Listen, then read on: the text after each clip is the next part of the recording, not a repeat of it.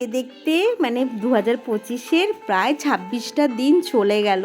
তো কতটুকু পড়াশোনা করলাম এর ইভ্যালুয়েশনটা আমি করব, তোমাদেরকে নেক্সট ভিডিওতে জানাবো। আর তোমরাও কিন্তু জানিও যে এই 26টা দিন তোমরা কিভাবে কাজে লাগালে। So hello everyone, welcome back to a new study blog. সকালবেলা উঠে আমার পড়ানো টড়ানো ছিল, তারপরে কাজ করব বলে কানে হেডফোনটা নিয়ে একটু রিভিশন করব। তোমরা কিন্তু এই টেকনিকটা অ্যাপ্লাই করতে পারো। সত্যি আমার ভীষণ মানে আমার অজান্তে আমি এক মাসে অনেক সিলেবাস কমপ্লিট করেছি এই কানে হেডফোন নিয়ে। তো যাদের বাচ্চার সামনে পড়াশোনা করতে অসুবিধা হয় কিংবা অন্য কোনো ওয়ার্কিংয়ের কারণে সময় পাও না, তারা কিন্তু কানে হেডফোন নিয়ে যখন কাজকর্মগুলো করবে, একটু নিয়ে ক্লাসগুলো যারা অনলাইনে ক্লাস করো তারা কিন্তু ক্লাসগুলো শুনতে পারো। তোমাদের কিন্তু অনেক অনেক অনেক হেল্প হবে, দেখো করে ভালো হেল্প হবে। তারপরে মেয়ে ওখানে পড়ছিল, আমি কাজকর্ম সেরে নিলাম, তারপরে ওকে স্নান টান করে দিলাম। ও একটু জোয়ান খাবে, এইসব খেতে তো দেখি ওর ভীষণ ভাল লাগে। তো চলো আমি স্নানটা করে আসি কেমন। তো স্নান করে এসে ও একটু একটা ড্রয়িং কম্পিটিশনে যাবে বলে ওকে আমি রেডি করিয়ে দিলাম। তাড়াতাড়ি দেখলাম আজকে খেয়ে নিল, কোথাও যাওয়ার হলো তো বেশ ভালোই। তারপরে চলো প্রেসাইজ করবার, এটা হচ্ছে ক্লাস 4 আমার। তো বেশ ভালো মজা লাগছে। আর এটা কি জানো, আমার ইংলিশ শেখার মানে নিনজার টেকনিক, দ্য স্পিকিং ট্রি, এটা কিন্তু টাইমস অফ ইন্ডিয়া থেকে পড়তে পারো। দারুণ দারুণ দারুণ, মানে খুবই ফিলোসফিক্যাল একটা ম্যাটার থাকে। আর তোমাকে লাইফে ভীষণ পজিটিভ রাখবে। এই দ্য স্পিকিং ট্রিটা পড়ে না, তুমি যদি প্রত্যেক দিন পড়তে পারো, সত্যি তুমি এত পজিটিভ পজিটিভ ভাবনা ওখান থেকে পাবে। সাধারণত ওই রাইটিংগুলো কোনো মুনি ঋষিরাই লিখে থাকেন। তো বেশ ভালো লাগবে, তোমরা কিন্তু একবার ট্রাই করে দেখতে পারো। কারেন্ট চলে গেছিলো, ভাবলাম একটু ঘুমাবো, কিন্তু ততক্ষণে মেয়ে চলে এসছে। আর মেয়ের আছে সন্ধ্যেবেলার থেকে তোমার ড্রয়িং। তো কী আর করব, না জেগেই ছিলাম, ওকে ড্রয়িং ক্লাসে পাঠিয়ে দিয়ে আমি এসে বসলাম বাংলা রাইটিং করতে। আজকে বাংলা রাইটিংয়ে করছি আমি ভাবার্থ। ভাবার্থটা মানে কি বলবো, ভাবার্থ তো সত্যিই ভাই ভাবার্থই। ইংলিশে আমার প্রবলেম হয় না, কিন্তু এখন আমার দেখছি বাংলায় প্রবলেম হচ্ছে। কারণ কি জানো, ইংলিশে কিন্তু আমাদের স্টক কম ওয়ার্ডের। তো ওয়ার্ডকে কোনটা চুজ করবো আর কোনটা ক্যান্সেল করব, এটা ভাবতে কিন্তু আমাদের কারোর বেশি সময় লাগে না।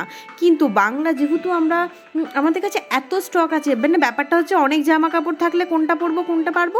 ঠিক আমার বাংলার ক্ষেত্রে সেটাই হচ্ছে যে আমরা এত কিছু শব্দের সাথে পরিচিত, এতগুলো স্ট্রাকচারের সাথে পরিচিত, কোনটাকে মেনলি কোন জায়গায় ইনপুট করব যেটা এক্স্যাক্ট সেম মিনিং মানে শো করবে, মানে যিনি খাতা দেখবেন তারও ঠিক বুঝতে ভালো লাগবে, এটা ভাবতে প্রচুর টাইম চলে যায়। তারপরে আমি করতে বসেছিলাম ট্রান্সলেশন।